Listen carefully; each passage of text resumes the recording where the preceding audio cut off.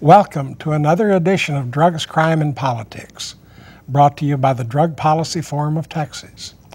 Good evening. I'm your host, Buford Terrell. With me tonight is Don Cook with the Green Party of Texas, and we'll be talking a lot of general political issues later in the evening. And of course, as always, we invite you all to chip in and join the discussion with your comments or questions. The phone number's up online. Just to fill you in on some of the things that have been happening, are about to happen. Last week, Houston Normal sponsored its most extensive 420 celebration ever. This year, 420 lasted from 4/18 through 4/20, and they followed up with an after party the next weekend. So 420 lasted 4 days. I guess that probably indicates the way some people claim that time just slows down when you're stoned. I don't know. This coming weekend, the 1st of May, Cannabis Caravan takes place in Austin. It starts at 10 a.m. and runs all day long. It includes some efforts to communicate to the politician. It includes music, other types of good fellowship at several venues throughout Austin. If you're interested in more details, go to the Texas Normal website. And the following weekend in Houston is the Art Car Parade. Houston Normal will have an entry in the Art Car Parade again this year. I believe it's still the Cannabis Ambulance, but perhaps we'll have more information in that a little later on. During the first break tonight, we'll have some short clips from the Houston 420 celebration. Around the world this week, one thing that I find of most interest in California, some of the northern cities in the Green Triangle, centered around Humboldt County, have been having a series of open public meetings with all elements of the community taking place, discussing what will be happening to their communities if the California legalization petition is approved in the November election. Some of the citizens of Humboldt, which is the center of marijuana growing in California and has been for 40 years or better, are suggesting that the price of marijuana will fall by at least 50%, and that countywide the economy could go down by as much as 30%, including all of the dependent industries like selling groceries, selling gasoline, all of the support services that any community has. The deadline passed this last week in Michigan for legislative action without a final vote in their House of Representatives on the medical marijuana bill. So it looks like that initiative is probably dead in Wisconsin for this legislative year. Colorado is still having a lot of litigation, a lot of problems with local governments on implementing medical marijuana dispensaries. There are a couple of interesting lawsuits there and a couple in California that perhaps we'll have more information on in the near future. So this is just a very, very brief summary. We might point out that the situation on the border keeps getting hotter and hotter. One interesting thing, some results are coming in on Governor Perry's initiative to install video cameras all along the Texas-Mexican border and use the internet to turn Texas citizens into government snitches. In the time since they first began putting up the cameras, there have been a total of less than 30 arrests, and each arrest has so far cost somewhere in the neighborhood of $150,000. We'll see if that program goes any further or not. Okay, excuse me. As you can tell, politics are a little bit more up in the air this year than normal. We have a lot of people dissatisfied with both of the majority parties. We have things like the Tea Party movement to the right of the Republicans. We have some left dissatisfaction, thinking the Democrats have not gone far enough.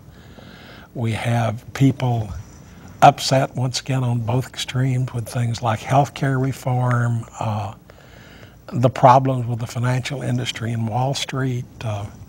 There's no telling where, for instance, this recent Goldman Sachs imbroglio will be going.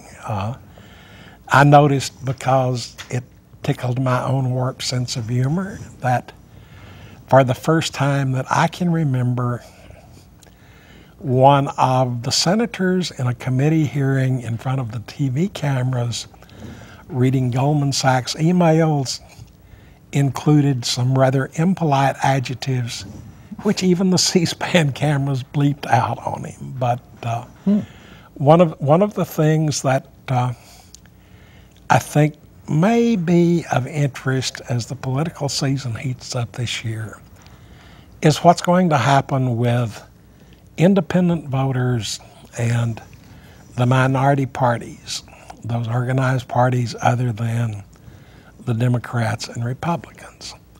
And tonight we have with us Don Cook of the Green Party, who's here to talk about some of the issues that he sees that may be coming up this election year. It's good to have you with us, Don. Well, it's good to be here. It's good to be here again. Well, what do you think of this season's political storm that's brewing in Texas? I'm afraid I'm a guy who gets used to thinking about the global or international aspect or the national aspect, and I don't think about Texas as much as I should, because it all impinges on everything else.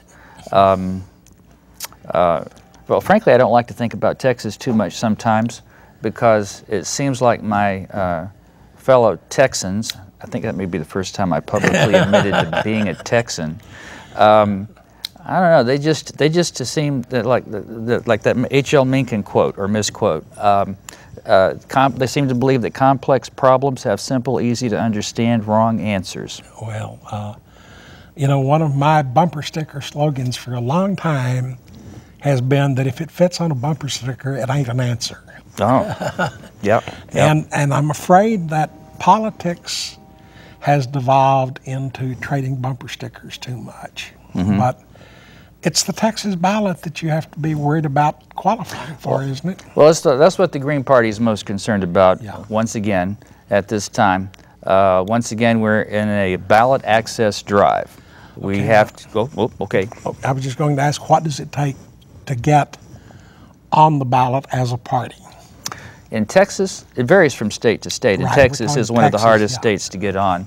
In Texas, we have to get 44,000 signatures from registered Texas voters who did not vote in the primary. Okay. I'm assuming that that's some sort of percentage figure based on the last election. I think it's 1%. It might be 2%. Yeah. The last gubernatorial election. Right. And that has then would be a statewide total. Where signatures can come from all over the state. Well, what kind of deadline do you have to meet that? That's another aspect of how difficult it is in Texas. Like I was helping work on with the Arizona Green Party get on the ballot a few months ago, and they had 14 months to collect about 40% of the signatures we do. We have 75 days. Okay. And less than that at this time, till May 23rd, May 24th. Well, that's a little over 500 signatures a day. But the problem is that you would have to talk about good signatures. You always, particularly in the field, collect a fairly high 50% or more proportion of bad signatures. and there are a number of things that can make a bad signature, from illegibility to someone voting in the primary and forgetting it and signing the petition anyway. Right, yeah. And so, but we're working a different angle I want to tell you about. Okay. We're working an online petition. Petition.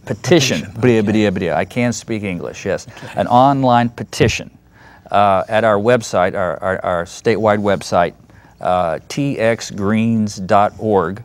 You can go there, and if you're a registered Texas voter, you can sign the petition for the Green Party to get on the ballot. Let's take a phone call. Hello, caller, you're on the air. Hello, do you have a comment or question? How you doing? Just fine. How are you? Okay, so far. Do you have a comment or question? I was just calling to see what y'all talking about marijuana. Okay, yes, Eventually. among other things, yes. The Green Party, let me say, is the political wing of the legalization movement. Okay. Do you have any other question?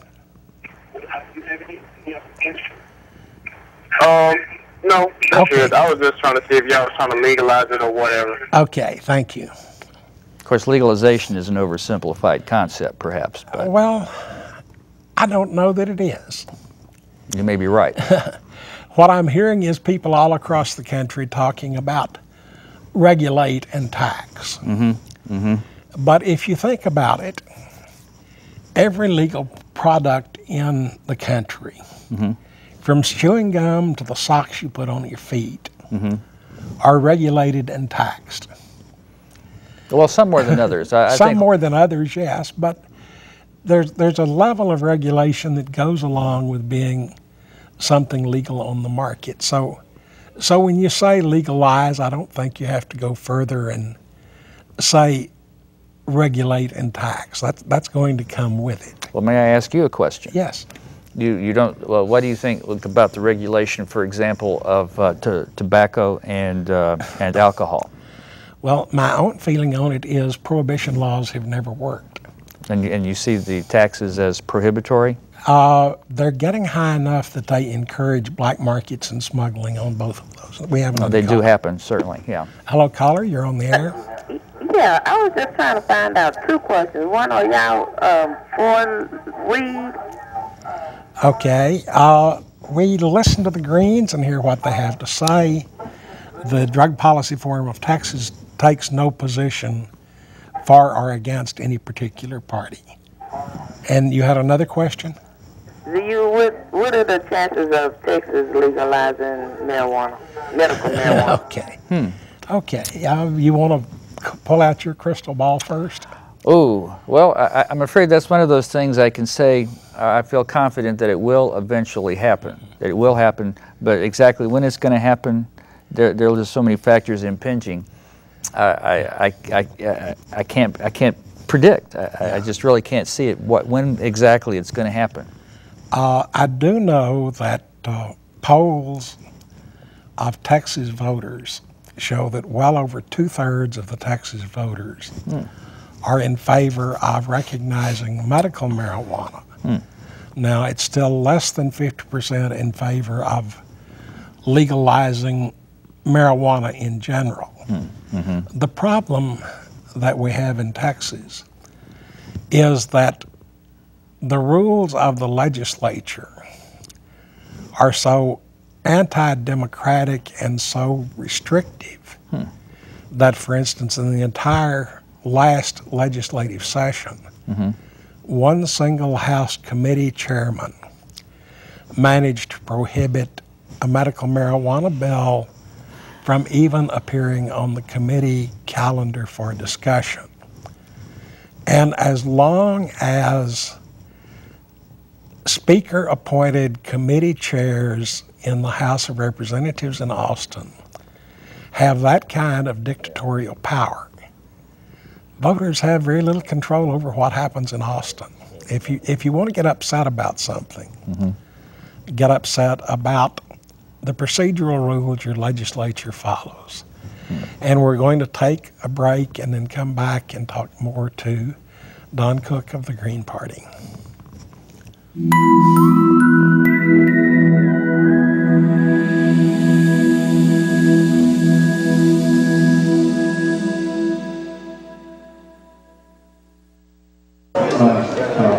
Legalize marijuana! Yay!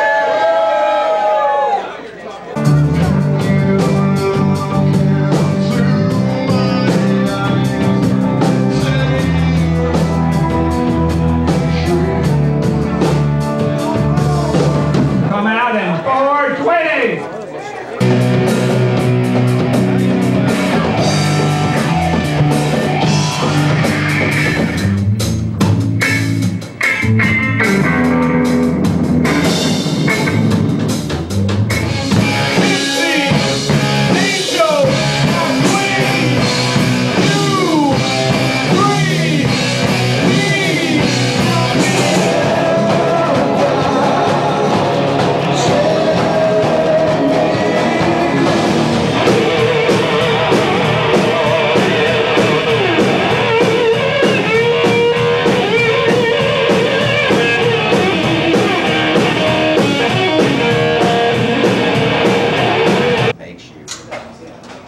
Calm, makes you sleepy, makes you hungry, makes you want to make love. All the things that are important in life, it enhances.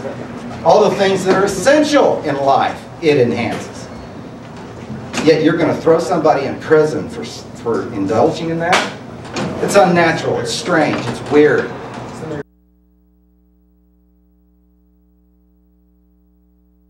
You're watching the Drug, Crime, and Politics show. I need less business. Help change the laws. Fewer people locked up for this foolishness will help all of us. Okay, we're back on Drugs, Crime, and Politics with Don Cook of the Green Party, and we were talking a little bit about the prospects of marijuana law changes in the legislature. You were about to say something when we took a break. Darned if I can remember what it was, but let me just take the opportunity to make the connection that the Green Party, again, is the political wing of the legalization movement. Yet in Texas, we are not on the ballot. Just by being on the ballot, imagine how much more effective we could be in affecting change. Yeah, and one of the problems, I'm probably a wee bit older than our average viewer. Really? And probably about 3 or 4 times the age, but I can remember back in the days when Texas was strictly a one-party state. We had a poll tax that ensured that blacks did not vote in the Democratic primary. I'm not even sure there were enough Republicans to have a primary. And that's a structure that went back to the days right after the Civil War, which tried to lock Texas politics down to a very, very small select group. And to some extent, things like the Green Party's attempt to get on the ballot are holdovers from those old days. Yes. Hello, caller, you're on the air. Yes. Yes, do you have a question or comment? How y'all doing? I'm doing very good. Well, that's good. Do you have a question or a comment? Just calling to ask, at Houston is not going to be legalized for marijuana no time soon, but it will happen. But California is legalized. How do you feel about that? Okay. That's not quite square. California has legalized marijuana for medical use. And to qualify to use marijuana medically in California, you have to have a doctor sign a statement that he has discussed it with you and thinks that you have a medical condition that might benefit from the use of marijuana. Now, what we're hearing outside of California is that these doctor permission slips are quite easy for people to obtain.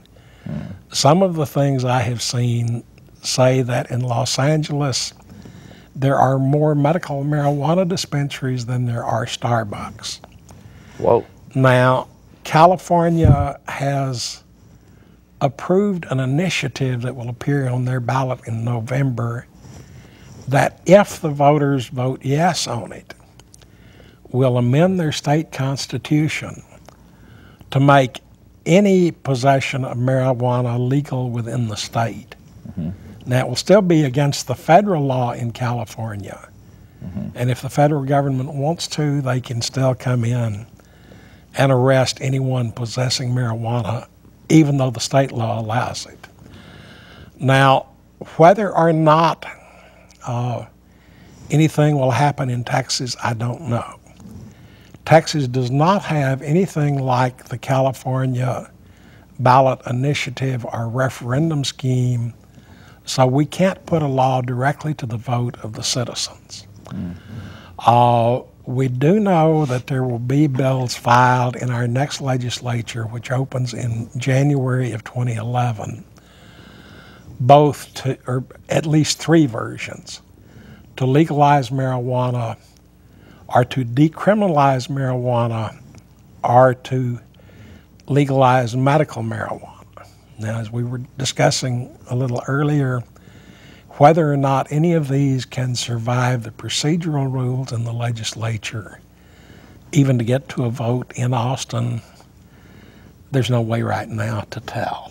If you want to add anything before we go to the phones again? Well, I think it's always worthwhile, and you do an excellent job of it, of reviewing the state at this time, the situation, I mean, at this time, with respect to possession of smaller quantities. Okay, well, hello, caller, you're on the air. Yeah, I wanted to ask, how much is a weed cost at California? Okay. Per gram, you know? Okay, per gram. I'm not sure that without a calculator here I could give you a per gram price, although in the medical dispensaries it's frequently sold by the gram. I do know that a year ago on the street, high quality marijuana in California was going for anywhere from $200 to $400 an ounce. Mexican source street weed, probably $100 an ounce. I have heard 3 or 4 months ago, after the federal government had agreed not to prosecute medical marijuana users, that the street price of marijuana had dropped over 20%, so that it's probably somewhere down in the neighborhood for good quality marijuana, somewhere in the neighborhood of $100 to $120 an ounce. And as I say, the projections are it's going to go down a whole lot more. Some of you may earlier have heard me when I have gone through my analysis of what marijuana should cost, that it shouldn't cost any more than the tea bags you buy in the grocery store, and that's $1 an ounce. So, you know, illegality is an awfully high tax that's placed on the product. So,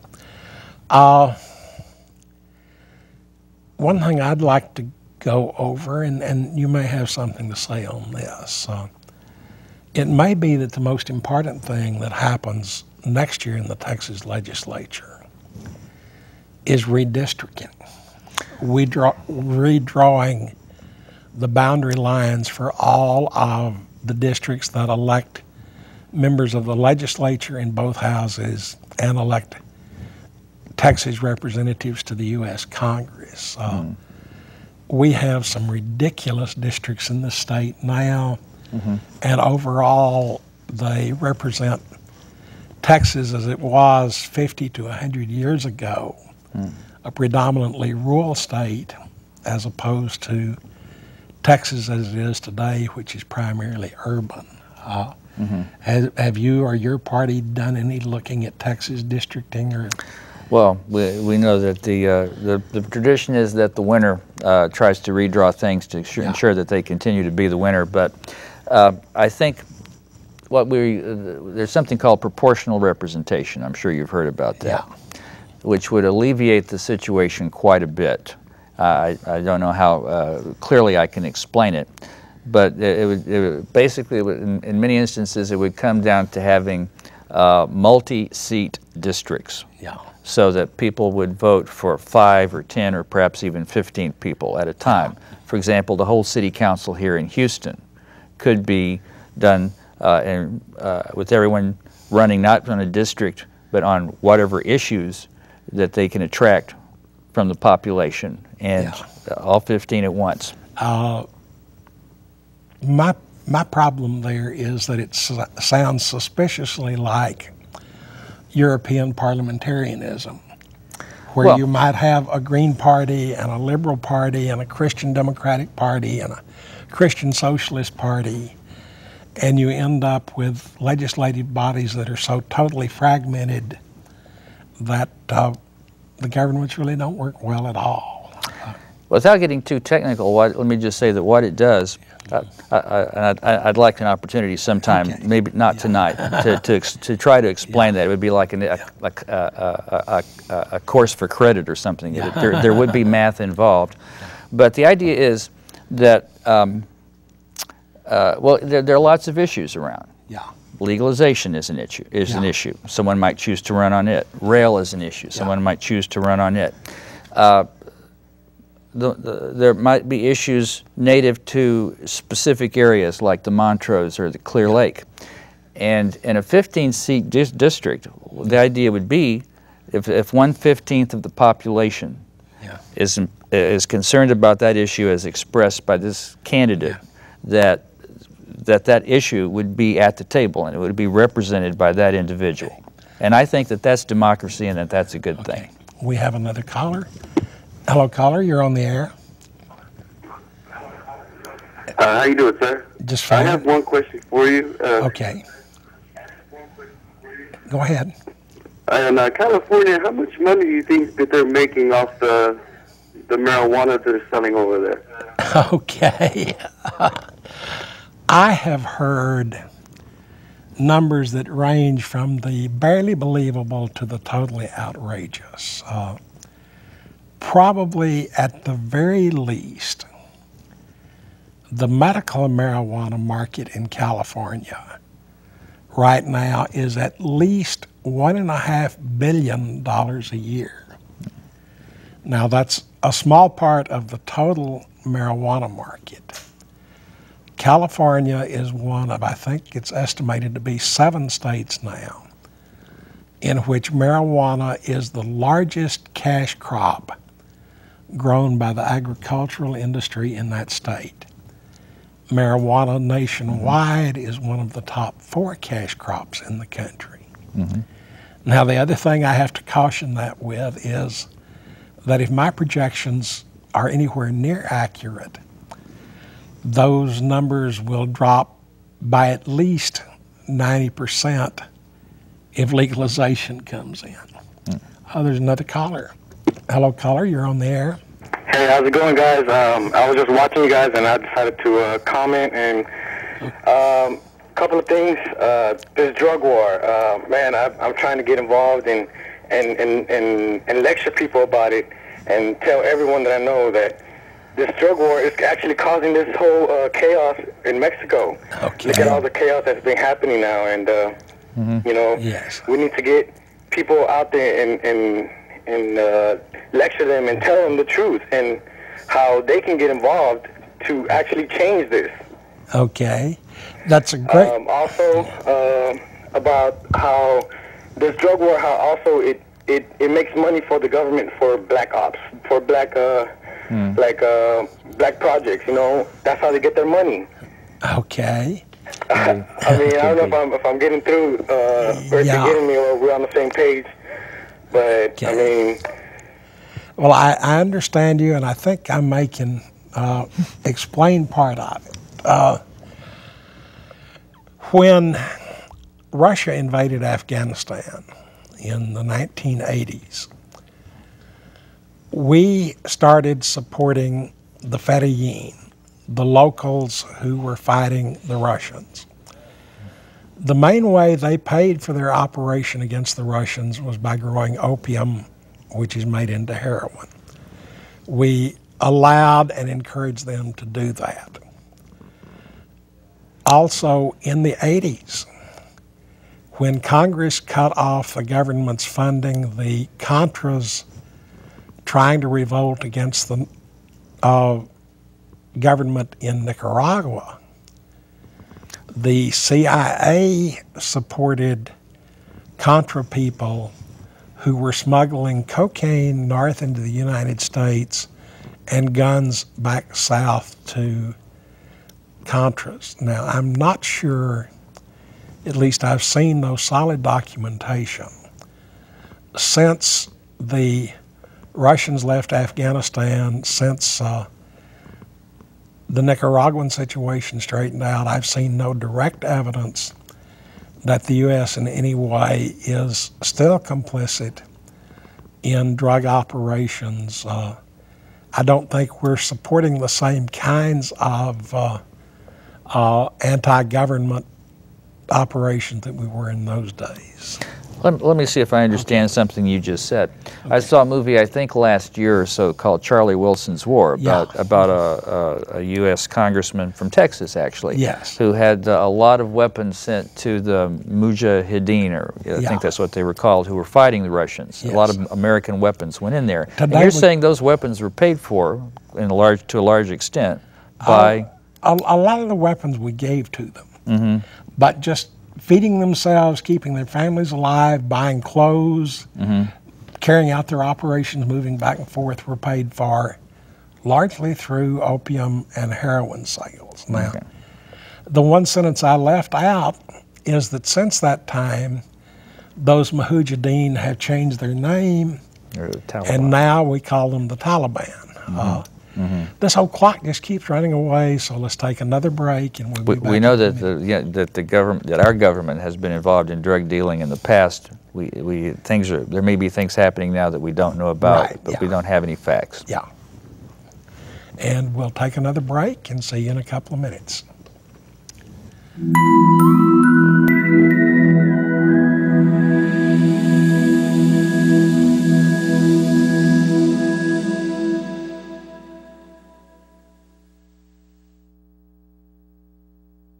About 60+% of the marijuana use in this country is clearly in Anglo communities, in white communities.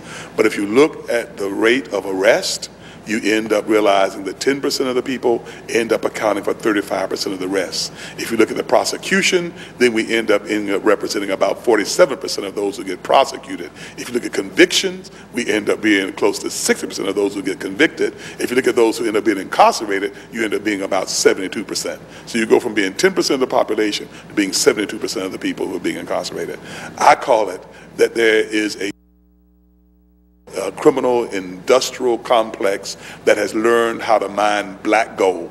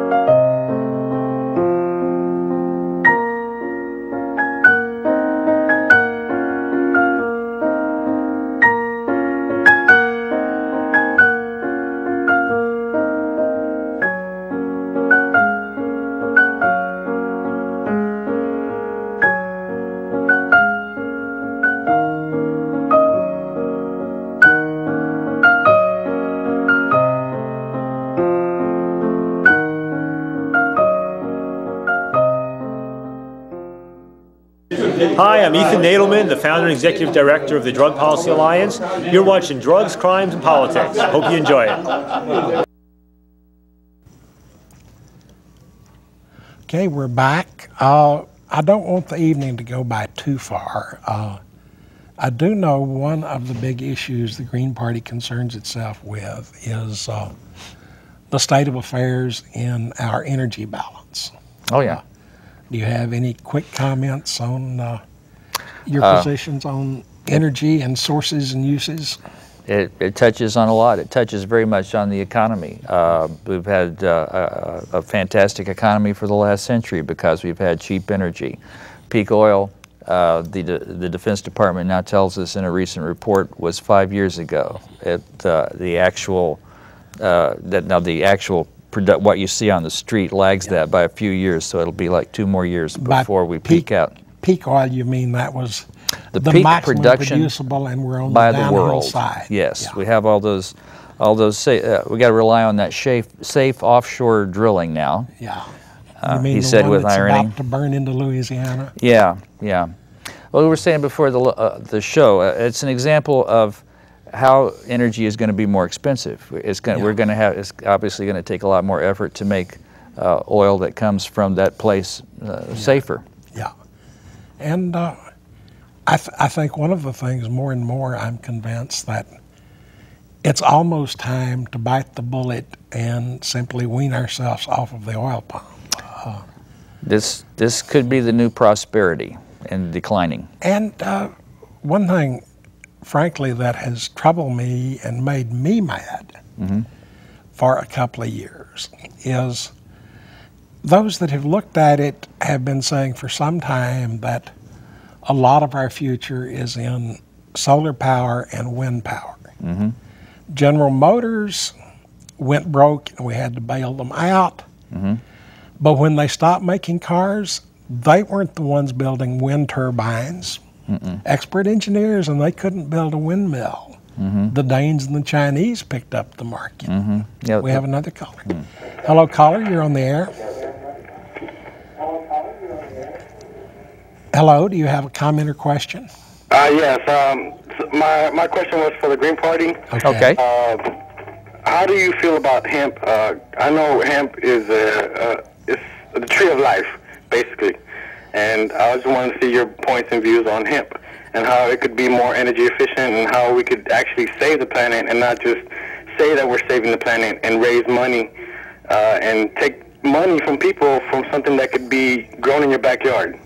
Well, I assume you're talking about industrial hemp rather than the hemp that people tend to like to smoke. Yeah. And yes, it's a wasted resource. It's ridiculous the way our government, at least at the federal level, has criminalized that, and something that has absolutely no recreational drug value and could be used to make clothing, paper, even fuels, and it would be a fuel source like switchgrass, which would not interfere with food production. Yeah. Yeah, and I might add that I grew up in the part of Texas where cotton is king, out on the South Plains. And cotton, which is one of our primary fiber plants, is an extremely expensive crop to grow in terms of energy. Both the fuel to run the irrigation engines, the petroleum-based fertilizers and pesticides, the mechanical harvesters, the ginning process, all of these use a lot of fossil fuel or gasoline, butane, diesel. You know, hemp is, among other things, a plant with extremely conservative production values. It grows as a weed, doesn't it? Yes, and it doesn't take much fertilizer or herbicides or anything else. Hello, caller, you're on the air. Hello, are you? How you doing? Just fine. What do you think about the salvia? Okay. What do you say? I think that's probably a question for me. I think that the best thing to do about salvia is shrug it off, ignore it, and let it go on its way. For those of you that don't know, Salvia divinorum is a herb from Mexico that has some psychedelic effect. It's sometimes smoked. The effect is a brief hallucinogenic period of 5 to 15 minutes. Some people have tried it. It's been available in head shops and smoke shops for 20 years or so. People across the country are getting hysterical about it. A couple of states have passed laws against it. But from what I can find out, almost everyone who has ever tried salvia has never tried it a second time. It's an extremely unpleasant experience. It's not something that people go back to. And like all of the psychedelics, it's non-habit forming, non-addictive. Basically, it's a boogeyman that people are scared of for no reason. I think that if you just kind of ignore the hype and forget about it, it may linger around the fringes of a market, but it's never going to be used by enough people to make it any kind of a problem or any kind of an issue. It's one of those where people have just gotten hysterical about it. Hello, caller, you're on the air.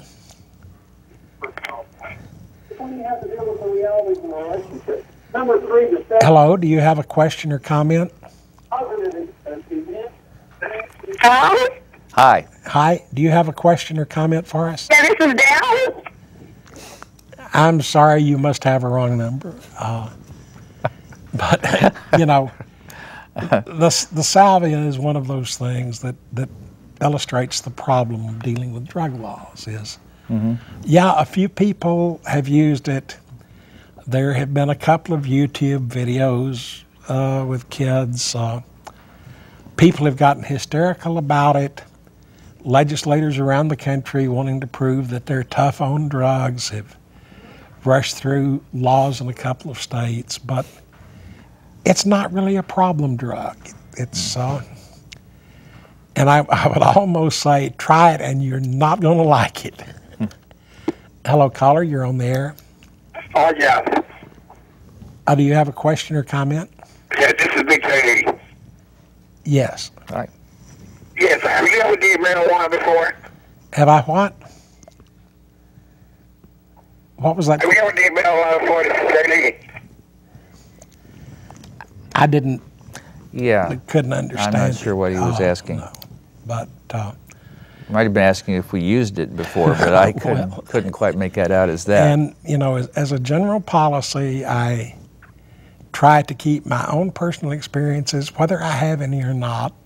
I heard you never exhaled. I may be big around the chest, but not that big. Oh, okay. Yeah. You know, whether or not you think that drugs are beneficial or evil or somewhere in between, my position is that our current drug laws are insane and destructive. Hello, caller, you're on the air. What do you think about Serenity now? Everybody's selling it in corner stores and at smoke shops. Another one. Serenity? The Serenity now. That's one I'm not familiar with. If someone out there knows what Serenity now is, unless, and street names pop up all of the time, there is one chemical that's floating around out there, sometimes called K2, which was developed by a laboratory chemist as a substitute for marijuana to use in testing lab animals. Some people are using it sprinkled over tobacco instead of marijuana. It doesn't seem like it's a very good replacement from what I've heard, and there's no safety information on it. And you have to smoke tobacco? Yeah. Hello, caller, you're on the air. Yeah, how you doing? I just want to ask, how do you think it would affect the gangs and the cartels if they were to legalize marijuana? Okay. Prohibition ends. Well, let me ask you this. What happened to the bootlegging mobs when they ended prohibition against alcohol? At the price. Some of them went legit. Some of them went into other areas of crime. Well, they went into other areas of crime. I used to say that until I started looking. And if you looked at the other areas of crime they went into, go ahead, tell me. The major ones were prostitution and gambling. Those are other prohibition laws that aren't any more effective than the laws against alcohol or against drugs. Consenting adults laws. And since then, we've pretty well legalized those. We have casinos in most states. And prostitution laws may still be on the books, but just look at the classified ads in your local paper. Hello, caller, you're on the air. Yes, sir. How you doing, sir? This is Mr. Lee. Yes, Mr. Lee. I just got a question. I say, like y'all said, they is putting, more THC in the marijuana and stuff like that. That's why when people buy, there's all kind of things in it, so, people can do stuff to things too, man. So you think they're going to legalize marijuana? Okay, let's go to the first part of your question, which is the more THC in marijuana. First, it's not really true. There have been a few people that have managed to grow strains with as much as 20% THC content, but most of that that's available is the same 5 to 6% it was in 1970. And the second, it doesn't really matter. Anyway, think about the people that drink alcohol. Liquor versus beer. Beer has about 5% alcohol. Wines have 12 to 16%. Distilled liquors have from 40% to 90%. Drinkers know how to handle it. You don't drink 150 proof rum the same way you drink light beer.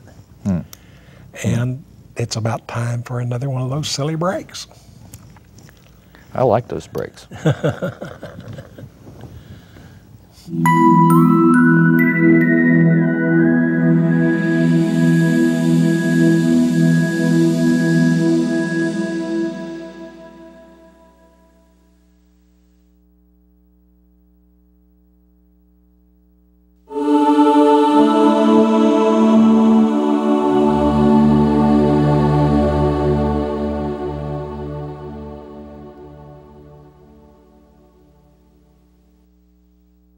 Okay, maybe a little of the money I spend on marijuana supports terror and violence.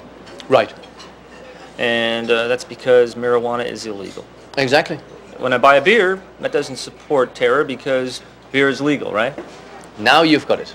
So what you're saying is if we make marijuana legal and regulate it like beer, that wouldn't support violence. Did I say that?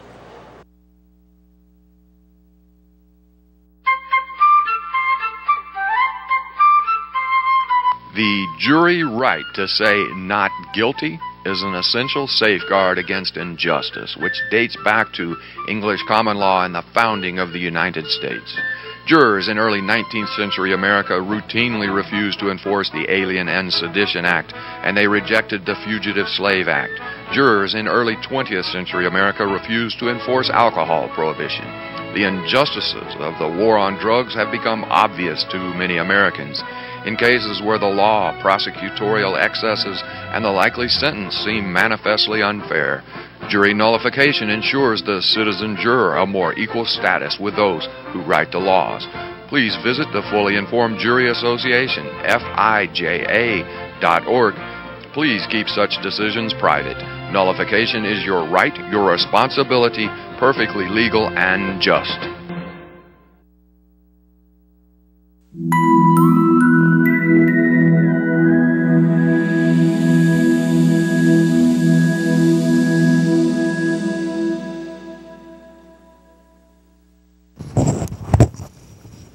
Okay, we're back. The last caller stumped me with a brand new drug I hadn't heard of. I might just say in general that if you're looking for information on any psychoactive drug, the most reliable factual information available is at the Erowid drug site. That's erowid.org. Erowid.org. Hello, caller, you're on the air. I want to ask, how would legalizing marijuana affect gangs and cartels? Okay. I think that what marijuana legalization would do would be to put gangs and cartels pretty much out of business. The Mexican cartels are receiving somewhere around $30 billion a year in American drug money. About 90% of that is a premium added to the cost of the drug by the American drug laws. I have seen recent reports by journalists who have been offered marijuana at the farm in Mexico, bundled in 1 pound packages for $25 a pound. That's $2 an ounce, less than $2 an ounce, as composed to $200 an ounce on the streets in Houston. If you take that much money out of the system, and half of that Mexican money is marijuana money, the price would go the same way on heroin and cocaine if those laws were changed. If you take 90% of the money out of the business, there's nothing left for the cartels to fight over. There's not enough money for them to stay in business. So right now, though, it looks like the Mexican cartels at least have a secondary smuggling operation and another prohibition law lined up. They apparently are charging very high premiums to smuggle immigrants across the border and using the same tactics that they have to smuggle drugs. I mean, let's face it, prohibition is prohibition. The street gangs in the cities, the same thing. Right now, probably across the United States, the biggest income for most local gangs is coming from crack cocaine. Probably second to that, at least in a lot of cities, it's from heroin. If we were to go like most of the European countries are going, with heroin maintenance programs, or to extend the methadone maintenance programs in this country, and legalize marijuana, once again, they wouldn't have any money. They couldn't maintain the kinds of operations they maintain now. Don, we're about to run out of time here tonight. Do you want to say something? Well, I just want to remind people again that that the Green Party is the political wing of the legalization movement. But we are not on the ballot here in Texas, and so we have an online petition this year. So please go. I'm holding up. Let me see. I guess I'll hold it up here. Okay. There's a Green Party bumper sticker at the bottom. It says www.txgreens.org. Go to txgreens.org and registered Texas voters sign the petition for the Green Party to get on the ballot. Okay. But if you voted in one of the party primaries, you're not eligible. No, but you can also sign a petition to change that and for democracy. And it's not too late to register if you haven't registered. That's true too. Yeah. And getting on the party is only half the battle. Once you get on the party, how do you name your candidates? Once you get the party on the ballot. We'll probably start off. We'll probably continue with the state convention for a while. Eventually, we hope to be large enough to go to a primary system. And have you set a date for your convention yet? Or? It'll be June 10th, the first Saturday in June. Okay.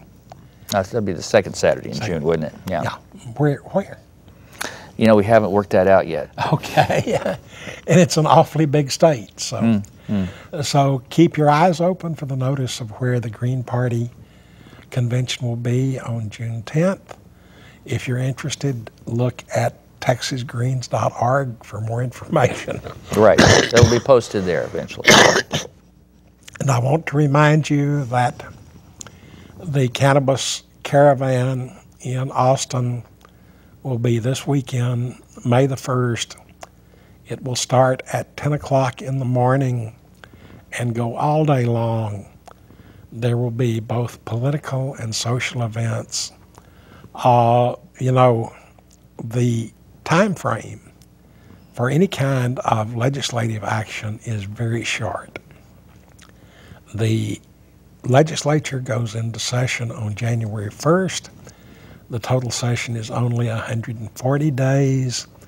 So anything that we hope to do in the legislature in this coming session needs to be organized, put together, and well on its way long before the legislature goes into session and starts hitting the newspapers in January.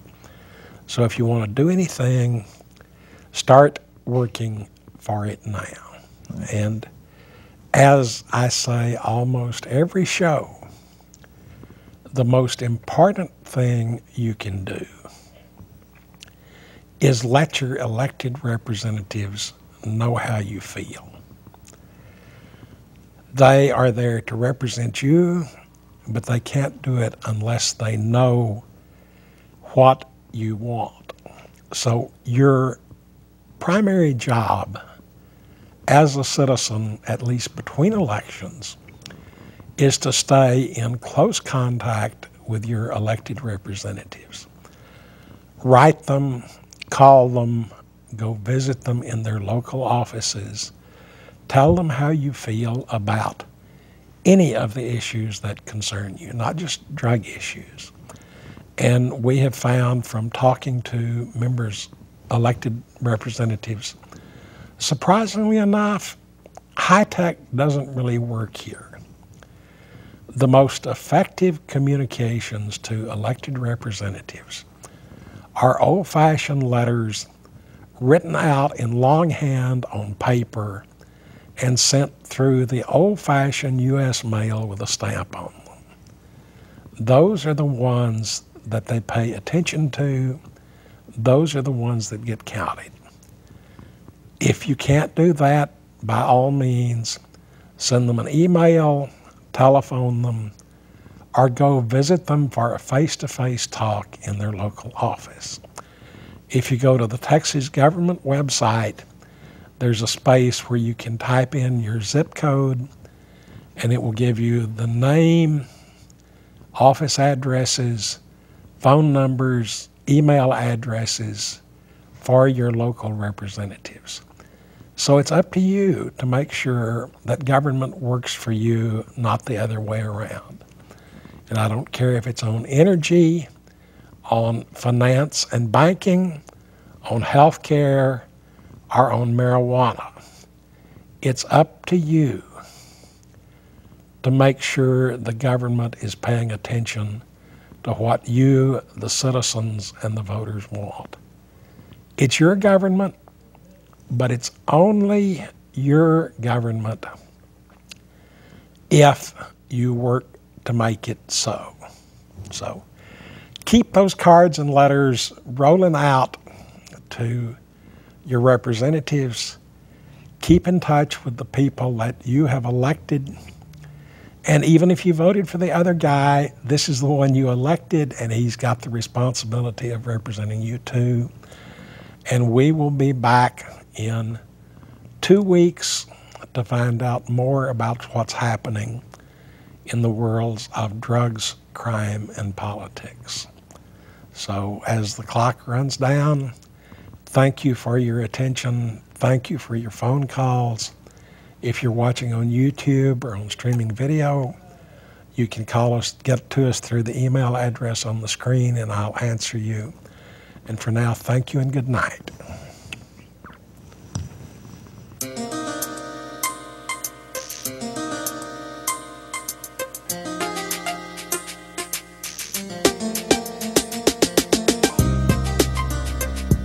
We have these private prisons that have now hired lobbyists to go get minimum mandatories in you. I began to understand that the 17 or the 19-year-old kid I had in the backseat of my police car was not a criminal at all. Remove the profit motive. If you remove the profit motive, you can do away with almost all these problems. And how do you do that? Simple. You end prohibition, which can only mean one thing. Legalize drugs. Legalize all drugs. If we really want to improve our urban neighborhoods, the most important thing that we could do, the single most important thing that we could do, is end the war on drugs.